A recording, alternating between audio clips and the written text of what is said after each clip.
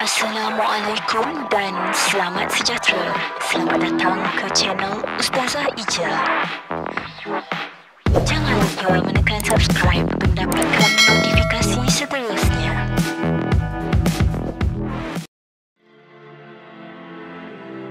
Assalamualaikum dan selamat sejahtera. Apa ya fokus yang Ustazah untuk hari ini?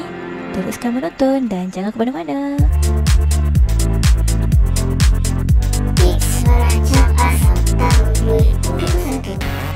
Pertama, tetapkan matlamat dengan jelas.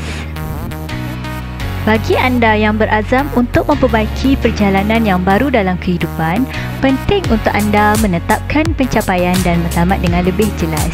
Hal ini kerana anda boleh mengambil kira perkara-perkara yang diberlakukan dengan lebih mudah dan teratur sepanjang kehidupan pada tahun baru. Bukan itu sahaja, apabila anda mempunyai matlamat yang jelas, ia dapat membantu anda menjadikan anda seorang yang berjaya tanpa menoleh ke belakang.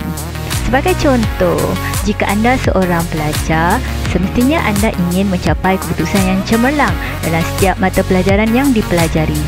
Bagi menjadikannya lebih mudah untuk dicapai, anda perlu menetapkannya dengan lebih khusus lagi, seperti memperolehi grade A untuk setiap mata pelajaran. Dengan ini, anda boleh lihat dan nilai matlamat anda dengan jelas supaya ia dapat dicapai dengan berkesan dan berjaya. Kedua, belajar daripada kesilapan lepas.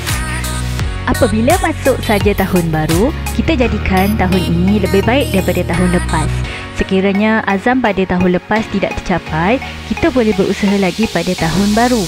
Lupakan semua kegagalan yang pernah dialami pada tahun sebelumnya dan jadikan tahun baru sebagai titik permulaan untuk kita belajar dari kelemahan dan kesilapan untuk mencari kekuatan yang baru. Mungkin dari tahun sebelumnya kita banyak membuat kesalahan secara sengaja atau tidak sengaja. Oleh itu, tanamkan tekad dalam diri supaya tidak akan mengulangi kesilapan yang lepas dan berusaha memperbaiki diri dengan lebih baik supaya apa yang kita impikan akan menjadi kenyataan.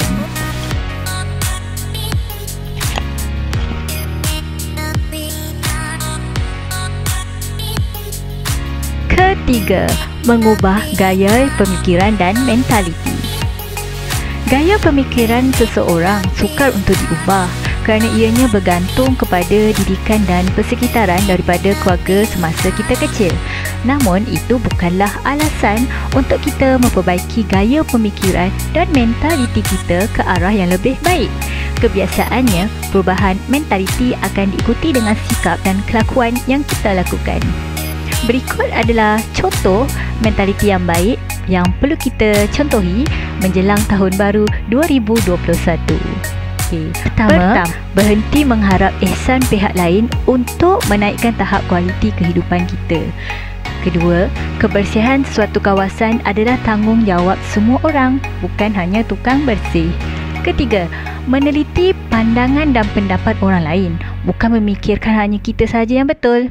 Keempat, memeriksa sumber sesuatu perkara atau berita sebelum menyebarkannya. Kelima, berfikir sebelum bercakap dan lebih baik diam dan belajar dahulu sekiranya kita tiada ilmu mengenainya. Keenam, jika sesuatu masalah itu boleh diselesaikan, maka selesaikannya. Jika mustahil, maka ia adalah di luar kawalan kita dan kita tidak perlu bimbang atau stres. Ketujuh, sentiasa menimba ilmu pengetahuan walaupun sudah meninggalkan sekolah maupun universiti.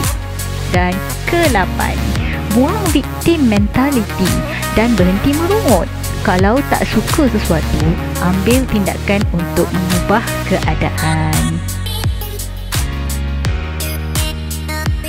Baiklah, tips yang keempat, luangkan lebih banyak masa dengan keluarga. Keluarga merupakan tulang belakang yang penting kepada kita dalam memberi semangat dan sokongan dalam apa jua bidang yang kita ceburi. Tanpa keluarga, mungkin kita tidak dapat menyelesaikan masalah dan sentiasa dibelenggu dengan pelbagai kepahitan. Oleh itu, hargailah keluarga yang ada. Luangkan masa yang ada dengan melakukan pelbagai aktiviti seperti bercuti atau menikmati masa di rumah bersama-sama. Kelima, buang tabiat buruk. Manusia tidak pernah lari daripada melakukan kesilapan. Namun, itu bukanlah satu alasan untuk kita tidak perbaiki diri. Jika kita banyak melakukan tabiat buruk pada tahun-tahun lepas, kita masih berpeluang untuk hindarkan dan berazam untuk lakukan perkara yang baik pada tahun baru. Antara tabiat buruk yang boleh dibuang dalam hidup sepanjang tahun lepas adalah suka menangguh kerja, tidak menjaga kebersihan, tidak menepati masa, suka mengumpat, sering mengeluh, malas berusaha. Jika anda buang perkara-perkara di atas dalam hidup, mungkin azam baru tahun 2021 akan tercapai. Selagi anda masih hidup, ubahlah perkara buruk yang lepas dan tukar kepada perkara yang baik. InsyaAllah, semoga tahun 2021 akan lebih bermakna buat kita dan semoga kita menjadi hamba Allah Subhanahu Wa Taala dan umat Nabi Muhammad sallallahu alaihi wasallam yang lebih baik dan istiqamah dalam menjalani suruhannya dan sunnah sallallahu alaihi wasallam. Amin amin ya rabbal alamin.